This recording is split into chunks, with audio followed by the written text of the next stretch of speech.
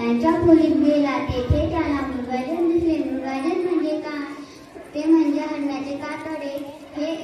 हे मृगाजन खराब झाले होते. त्याला छिद्र पडली होती व ते मृगाजन निडर झाले होते. तडवीला असे वाटले की यावर बसून आपले गुरुजी छान छान कविता गोष्टी लिहितात आणि हे मृगाजन तर निडर झाले.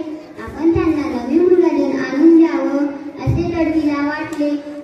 तडवीचे डोंगराच्या पायथ्याला इटुकलं पिटुकलं एक गाव होतं. तडवीने दिवाळीच्या सुट्टीत सर्व मुले आपापल्या गावी गेली. तडवी सुद्धा त्याच्या गावी गेला.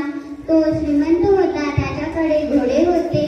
त्याला तिरकमटा चालवता येत असे. एकदा तो घोड्यावर बसला आणि धनुष्यबाण घेऊन जंगलात गेला. तेथे काही हरणं चरत होती व त्यांची पिल्लंही चरत होती.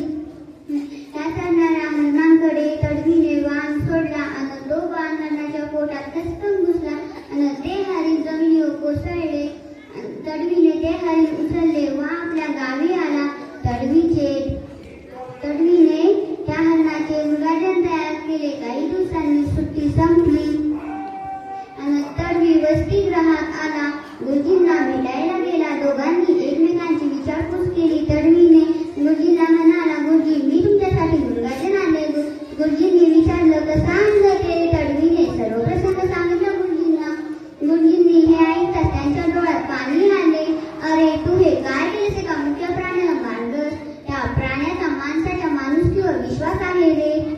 अरे त्याचा रंग, त्यावर असणारे त्याचे ठिपके किती छान आहे.